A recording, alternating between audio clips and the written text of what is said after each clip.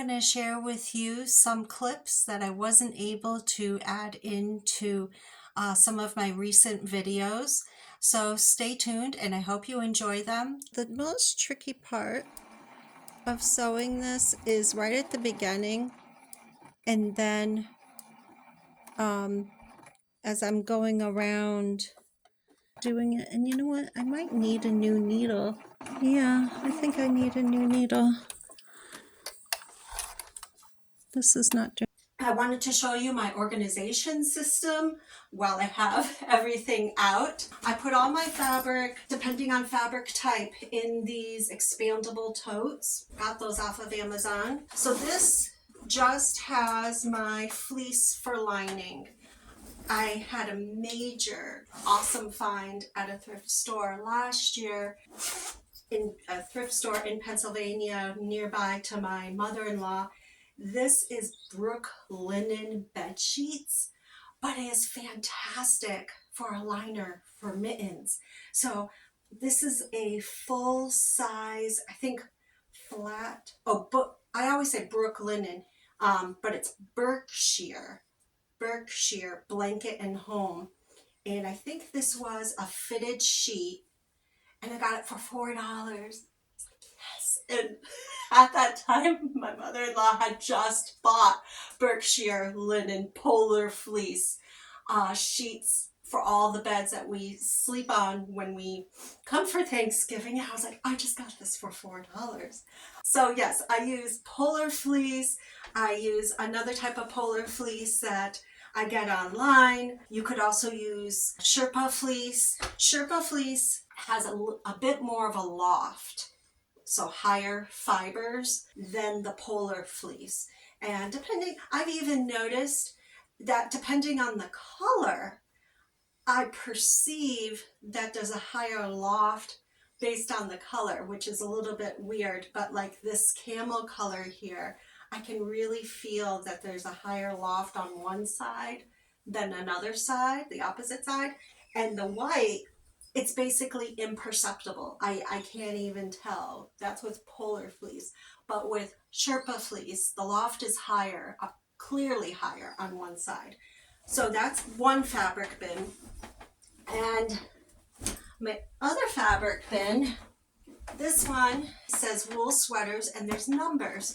The reason I have numbers is because I have made to order listings on Etsy, and I will set it up on Go Imagine, and I will do a plug for Go Imagine. These are all deconstructed, all been through the washer and through the dryer, ready to use, and I number them because what I do is I cut out a swatch, about a 3x3 swatch, and I put it, these are desiccant, that's what I also wanted to share with you. I put these into my fabric bins to keep them safe. I have these fabric binders. It reminds me of a furniture store, how they have fabric samples. And so if I ever have a customer come over and they want to know like what are the options, I don't have to, bring out all my fabric bins. We can sit down at the kitchen table or in my sewing room and go through all the options. And I have it all organized by fleece and polyester, which that's kind of redundant.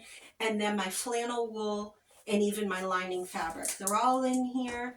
They're all organized by number, so that if I wanted material number 111, I go to the bin that says number 111. And then if I'm getting low on something, I will make a note of it here or over there.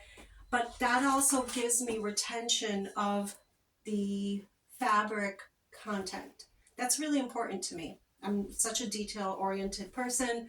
So this particular one says 80% wool, 20% nylon. I know I've got some Sag Harbor in here, Calvin Klein, Herman K. I wrote on this one, very limited quantity. There's such a variety of reds, of course. That's my system so that I can be moving quickly in organized chaos. This was the Pendleton that I felted by washing 7 to 9 times. This is the Alma Gardner knit sweater, and she's a resident in the area that passed away, and I wanted to continually credit her for this material, so I always put that on my fabric labels. This is a way that you could use, but that way people know. You know, here's another Pendleton one that is crazy thick, and I'm hesitant to use it for a sweater mitten. This one's Ralph Lauren. I've come across awesome fabric from the Ukraine. So all of that fabric information is all in here. Someday, what I think I'll do is I'll make patchwork bags. All of this is really life-giving and energizing to me because I feel like I'm creating some chaos and then organizing it. Consistent sizing only comes with consistent sewing and trimming. Our palm, our upper palm, our lower palm, and the back of the hand. I'm going to go around and trim. Now it is safe to trim off this little bit of extra. When I'm doing these in big batches, I'm very methodical. Like, which side do I start on with trimming? And I keep on telling myself I have to just take the... This is one of the most fun parts of making these mittens, is turning them right side out. So it's only the shell that gets turned right side out, and I like to use these forceps. They're locking forceps.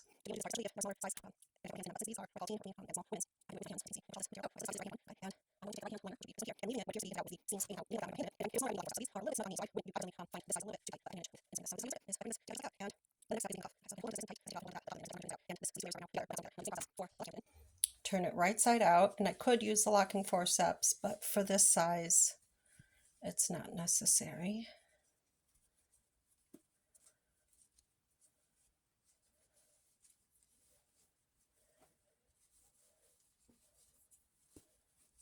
Okay, now why did I end up with two?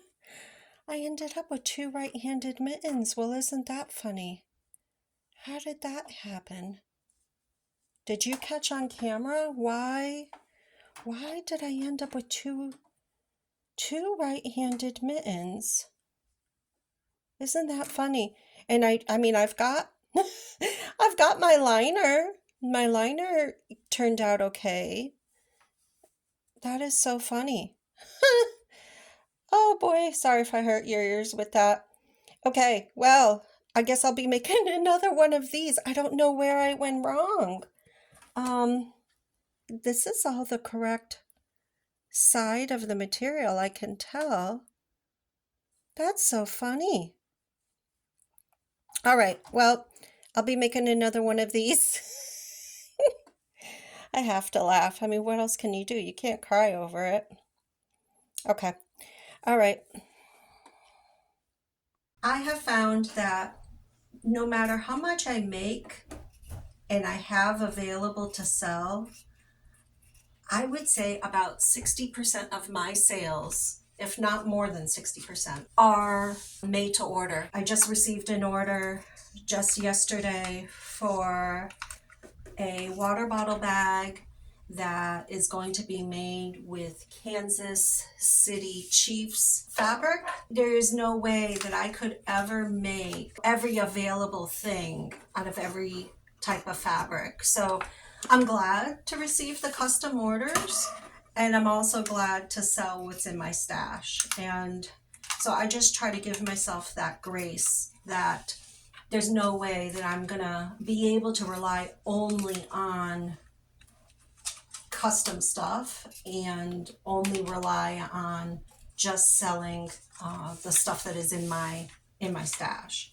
So I've given myself that grace that just accept it. If I get stressed about it, I could always just say, no, I'm not accepting made to order items at this time if I start to get stressed. When I got really busy last year making the mittens, I was using my fabric cutting machine, my Silhouette, but I'm not at that point yet, and I still have to revitalize my cutting mats. So somebody recommended in a hack to use a Krylon spray on the cutting mats and preserve it by using painter's tape. I really should take the time to do that because yeah, this is the most labor intensive part of doing this is cutting up the pattern pieces. So when I get into full mitten making mode and I've worked out all the kinks of the process and I've made sure that, you know, I've gotten it down so it's error free, then I'll start making mittens like 10 pairs at a time. I'm just taking my time, enjoying this process. It's getting colder and colder here now. I think when I woke up this morning, it may have been 24 degrees. And there was the first frost on the ground. Generally, we get our first snow right before Halloween, but the snow doesn't stick. It takes a little bit longer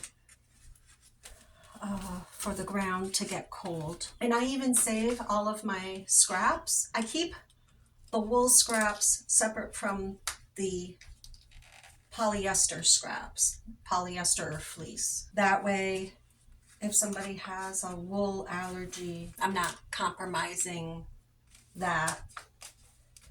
And I intend to make dog beds for the animal shelter with those scraps. With the wool scraps, I could use them also for stuffing dolls, but I would, of course, you know, disclose that this has a wool stuffing. And I suppose if I chopped it up fine enough, I could use my polyester bits.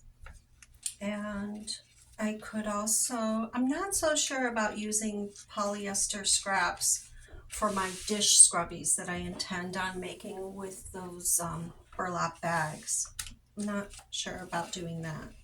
I'm okay with using cotton scraps, but I'm not so sure how well food particles would get cleansed out of something that's polyester. I don't know, it just, but then again, the green scrubbies that I always use, and my girlfriend, she crocheted me some dish scrubbies, and that I think is polyester. I don't know. Let me know in the comments if you have any thoughts about mixing fibers like that, burlap and wool and polyester. Am I caring too much? Am I thinking too much about that? Maybe I am. Well, I want to be known to you guys as the transparent and open YouTuber that makes bloopers and doesn't edit out their mistakes. And so in the last clip that you just saw, I showed to you that I've got two right-handed mitten shells. I don't know how I did that, but this is a right-handed mitten and this one is a right-handed mitten with its lining inserted. And I ended up, I don't know how I did it, with a left-handed shell liner, but again, that one is right-handed. So I don't know how I did that. So I am terrible, and I don't know if other sewers are like this, because I'm such a tactile learner. I am terrible at guesstimating or being able to visualize. That's the better word. I am terrible at being able to visualize what something looks like when it's turned right side out or even put together. And that's why I did do that water bottle, the handles don't hit the hips video, because I was thinking about, you know, my point of view of my lack of ability to visualize those things. And that's why I did that. Okay, so trying to not make the same mistake again, I'm showing you that how I'm figuring this out. So this was the thumb seam, and so I want to do the opposite of that. So the opposite of that is this one. This would be the same as that. So that's that face down. But then, for whatever reason, I don't know why this is working this way. So this is the opposite of this one. Okay. I'm sorry if I'm going too fast with this, but, and then now this is this. So I want to do the opposite, which is this. Okay. So that's the way I want to cut these out, is like that. I could turn this, but keep it face up. So why is it that this will make a set? Why? I don't know why that is. Why does this one go face down in order to make this make a set? That doesn't seem right. Because if this is face down, and this will be, yeah, these go together, and this will go like this. I don't know, but it seems to work. So this goes face up, this goes face down, and that will hopefully work. Okay, well, this is try number 2. So I'm going to cut this out. And if it doesn't work, well, then I'll just end up making more pairs of mittens in this size. So we'll see if it works. Okay, here we are with try number 2 of making a left-handed mitten. For the life of me, at least I've videoed that mistake, how it happened, because I cannot understand how that happened. So I'm trying not to beat myself up about it, but at least it was only with a single pair, and I wasn't, cutting out a huge batch of 10 or more. Okay, so this is a left-handed mitten, and I had trimmed that seam allowance, so that's done. Now I'm going to insert that liner, and then I have to reteach myself how to do the cuffs. Okay, so pushing that thumb. Okay, and that feels nice and warm, so it's not as crazy warm as a thicker mitten would be, but this is amply warm, to go out to get the mail, a short walk outside. Okay, so that's done, and now I'm going to read the directions and get myself up to date on, and that goes nicely, that print goes nice. Do I have that mimic? Yeah, I do. This, I think, yep, that's it right there. This was the right side. Now I see it. This is the right side right here, because it's more dull. Ay, ay, ay. And that's the wrong side. Yeah, this one is more peachy. I don't know if the camera's going to pick it up. Ay, ay, ay. And then, yeah, that one's more peach, and this one's more pink. Aha. So what is this here? Because ideally I would have a correctly sewn.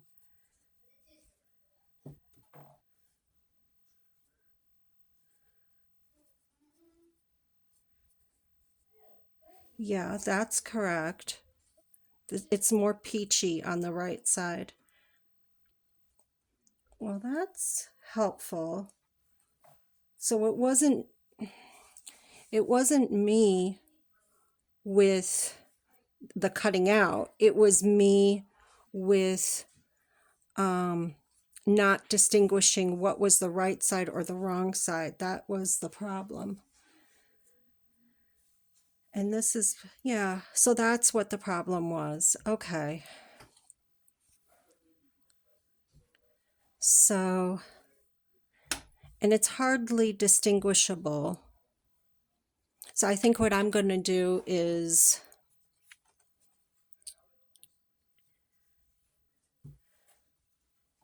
I'll insert the liner into this one, and I'll deal with how I'm going to remedy this a different time, because I could take out all the stitching and re-sew it together.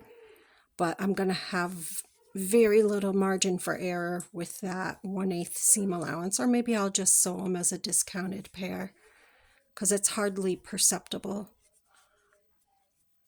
Okay. Well, I feel better now having figured out what the problem was. And then there is a nap to this fabric. I can see that I did do the nap with the nap this way, but against the nap that way. So, all right. I feel better now that I figured that out. Okay. It feels good to be getting back into mitten making. My goal, though, it's on the back of my mind because it's, you know, it's October, but as a sewer and a seller, I'm like, geez, it's nearly Christmas time because I'm like thinking 2 months ahead. I really would like to de-stash all of the books I have up in my attic, and in order to do that, I really have to get on taking the time to take pictures of those. And I don't care how I sell them. If I sell them through Pango, which is where I am posting them, Pango, or if they end up selling through Marketplace. This is not, that's too close for my liking. That's just on the back of my mind as I'm doing this, because I could easily get back into mitten mode and shut myself down from decluttering. But then it'll be another year, I feel like, to wait again. Because I feel like selling books, I want to nudge this upwards. Because back to books. As a non-professional bookseller, when I declutter my homeschooling books and my thrifted books, I feel like there's 2 main times of year that I'm busy selling that, and that is Christmas-ish time, and also when us homeschoolers restock our bookshelves, which it may be as early as February, March, up through especially Memorial Day weekend. Memorial Day weekend is huge for selling books. I think one year I was selling them faster than I was listing them, and it was like 20 orders that weekend, which was great. It was busy. Right now, I don't have everything listed, and so I say to myself, okay, what do I list first? Do I list the most expensive ones first, or do I list what I think will sell first? And then inevitably somebody will say to me, well, do you happen to have this book too? And it's not even something I've listed yet. And then I go and I pull that out of my stash. So yeah, I wasted so much time one time that I was fired up of decluttering, and I organized all the books by what I thought would be their price. I went on eBay. I looked at the sold listings for the particular books I had, and I then I use painter's tape. I love using painter's tape for this task. And I put on, you know, the prices that these books had sold at on eBay. But eBay takes 14% of a seller's profit, if you want to say that. They take 14% of the selling price. So that's why I started selling on Pango books, Pango. Evidently there's a animal called a pangolin. It looks like an armadillo to me. So that's sort of their little mascot, and the fees on there are much, much less. But it doesn't get as much traffic as eBay. But I'm like, am I in a rush to sell everything? No. But it would be good if I did my part of the process and got everything listed. So I gotta do my part of getting it listed. Ever since I've launched that e-commerce site on Go Imagine, then I made myself a Google profile. So this year has been all about, for me, increasing my online presence. And that meant not just having solely a presence on Etsy and building up my Facebook profile, integrating my store's inventory with Facebook Commerce. And that way it updates and you can see whatever is in my store, but you can see it on Facebook. And that would enable a customer to buy directly through Facebook. And then also Google Merchant, I got into working on that because so far as a maker, I have never done a craft fair, and I don't know, I am hesitant to sit all day at an event when I could be sewing, or doing book work, or some other useful activity. So why don't you tell me in the comments if you go to craft fairs and what's been your experience with doing them, if you find them useful to do or not. Thank you for having joined me on this sewing project. If you haven't already liked and subscribed, please do so. It would really help me out.